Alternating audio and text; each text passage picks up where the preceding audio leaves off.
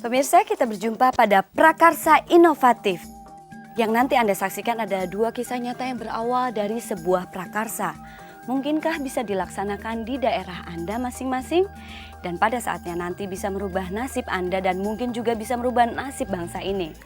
Apakah prakarsa inovatif bisa dilaksanakan di daerah Anda masing-masing? Saya Happy Salma akan mengajak Anda untuk menyaksikan Prakarsa Inovatif.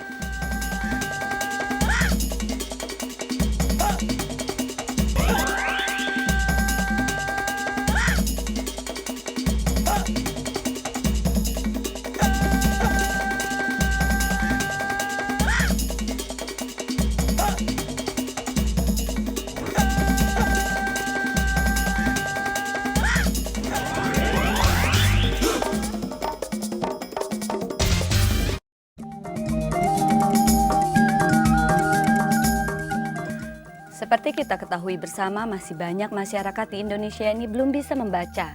Dan pasti sudah sangat merugikan terutama untuk perempuan yang tidak bisa mendapatkan pekerjaan yang layak. Tetapi Prakarsa Inovatif telah membuka peluang untuk kelompok perempuan di Lombok yang bukan hanya bisa membaca, tetapi mereka juga bisa menyerap segala keterampilan sehingga bisa menaikkan taraf hidup mereka. Ternyata hasilnya sangat mengagumkan. Mari kita saksikan bersama-sama. Dengan dibantu kedua anaknya, setiap hari Ibu Sanisa membuat batu bata dari tanah merah di sekitar rumahnya. Walaupun dengan kerja keras, prosesnya sederhana. Dia bersama anaknya tampak sudah mahir dan biasa melakukannya secara lancar.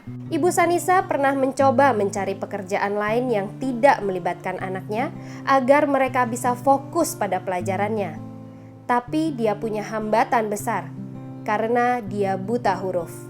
Dengan demikian, untuk sementara dia bersama anaknya harus membuat batu bata terus.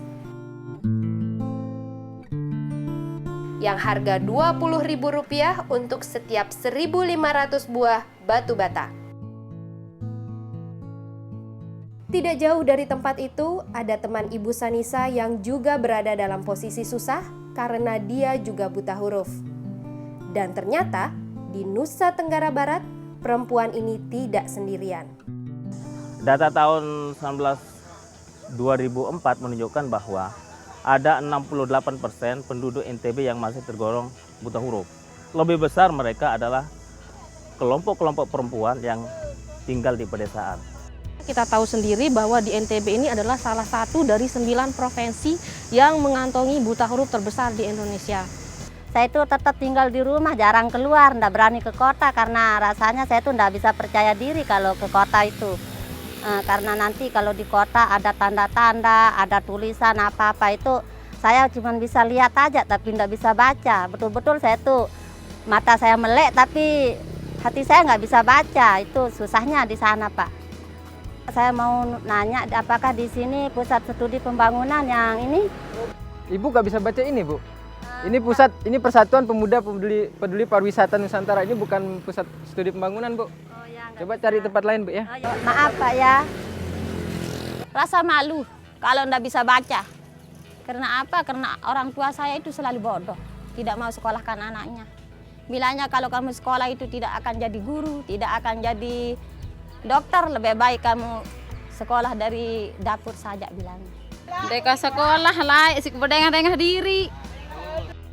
Buta aksara memaksa perempuan, khususnya perempuan miskin, untuk menerima pekerjaan yang biasanya berat, makan banyak waktu, tapi dengan gaji yang tidak mencukupi untuk memenuhi kebutuhan hidup sehari-hari mereka dan keluarga.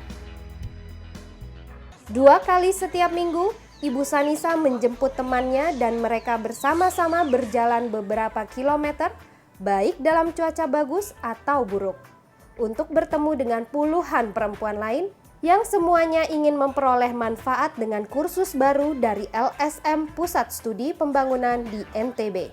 Kursus yang dapat membantu menghilangkan beban paling berat bagi perempuan-perempuan ini, yaitu beban buta aksara.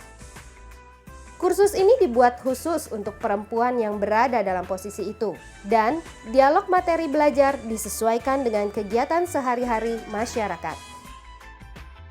kita memakai materi dari apa yang mereka kerjakan sehari-hari, kegiatan apa yang mereka kerjakan. Jadi lebih mudah merangkai materi untuk proses pembelajaran dan mereka cepat memahami. Karena kita memakai metode kalimat, karena biasanya dengan merangkai kata atau materi pembelajaran tersebut, kita bisa warga belajar cepat memahami karena dengan materi itu mereka sudah biasa kerjakan di lingkungan mereka dan di rumah mereka. Sesaat lagi, Prakarsa Inovatif akan kembali dan kita akan menyaksikan bahwa program ini bukan hanya mencoba memberantas buta aksara, tetapi juga memberantas kemiskinan.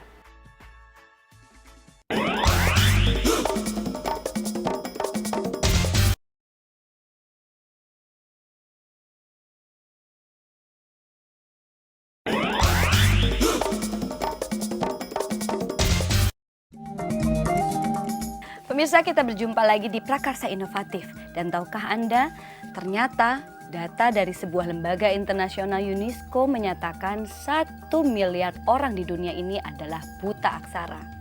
Dan ternyata juga ini ada hubungan langsung antara tingkat buta aksara dengan tingkat kemiskinan. Nah, kita akan saksikan bagaimana Prakarsa Inovatif melawan tantangan tersebut. Sudah menjadi hal yang pasti bahwa buta aksara memiliki hambatan langsung dan tidak langsung terhadap mutu kehidupan. Tetapi, sekarang ada program yang mencoba memberikan peluang baru bagi perempuan miskin yang buta aksara. Peluang untuk punya keberanian untuk berhubungan dan berkomunikasi dengan pihak luar, dan keberanian mengakses informasi dengan kelas yang inovatif ini. Kelas buta aksara ini didirikan oleh LSM lokal bernama Pusat Studi Pembangunan NTB yang bergerak dalam meningkatkan kesejahteraan masyarakat. Dan Prakarsa Inovatif bertemu dengan direkturnya untuk memperoleh keterangan lebih lanjut. Jadi PSP itu berdiri tahun 1987 oleh 11 orang teman-teman kita yang waktu itu sedang jadi mahasiswa. Ide ini berangkat dari satu kepedulian kita sebagai generasi muda terhadap persoalan-persoalan kemiskinan, persoalan keterbelakangan yang ada di masyarakat. Kami menanyakan bagaimana LSM PSP NTB menciptakan program Buta Aksara, sebuah program yang cukup inovatif ini. Kita melihat bahwa masyarakat di sini itu sangat terbelakang dan kita perlu ikut berpartisipasi untuk bisa membantu masyarakat untuk pembebasan buta huruf. Lalu, bagaimana proses penerapan programnya?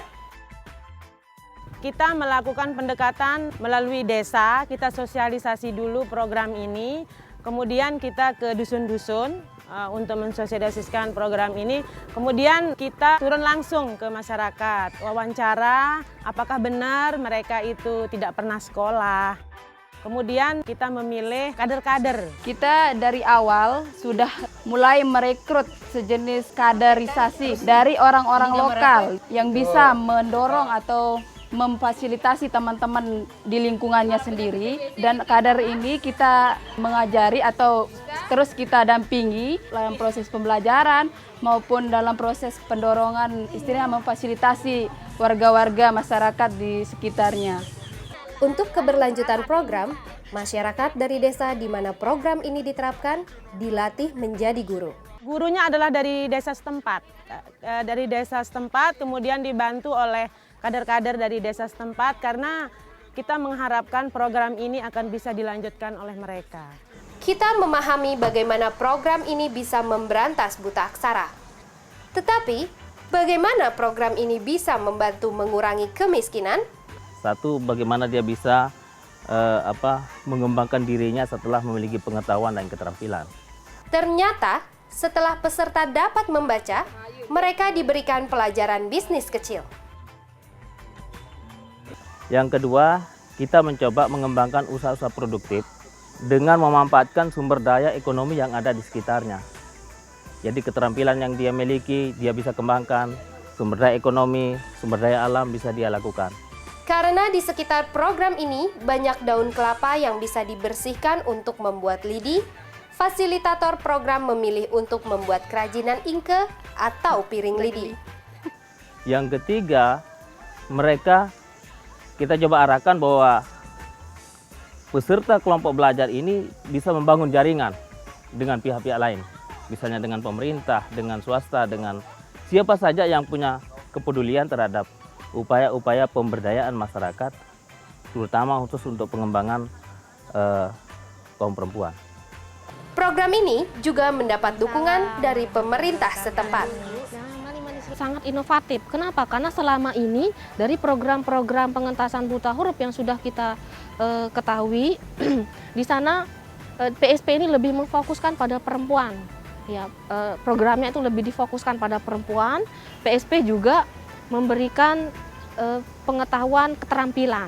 Ibu Ratni adalah salah satu kisah sukses dari program ini. Bahkan dia sekarang menjadi fasilitator program dan punya usaha baru. Kalau dulunya sebelum saya masuk di Buta Aksara itu, di KF itu ya, itu ekonomi saya agak lemah lah gitu. Karena belum ada keterampilan, belum ada apa-apa lagi itu, belum ada dampingan dari PSP, belum ada dampingan dari instansi-instansi. Nah setelah itu saya ikut di Buta Aksara ini, sekarang udah lumayan lah gitu.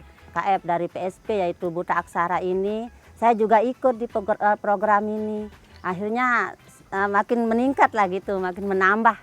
Ilmu semakin banyak, penghasilan semakin menambah, ekonomi saya lumayan lah gitu. Untuk keterangan lebih lanjut, Anda bisa mengirim email ke psp-ntb@indo.net.id. Pemirsa, ternyata kemampuan membaca itu bisa memberdayakan masyarakat, bukan hanya untuk diri sendiri, tetapi untuk keluarga dan juga untuk meningkatkan taraf hidup komunitasnya. Nah, prakarsa inovatif tadi pasti sangat menarik dan cukup mengagumkan. Dan ingat pemirsa, itu semua bisa diterapkan dan dilakukan dimanapun juga di wilayah di Indonesia. Nah pemirsa, jangan kemana-mana, karena masih ada prakarsa inovatif yang lainnya.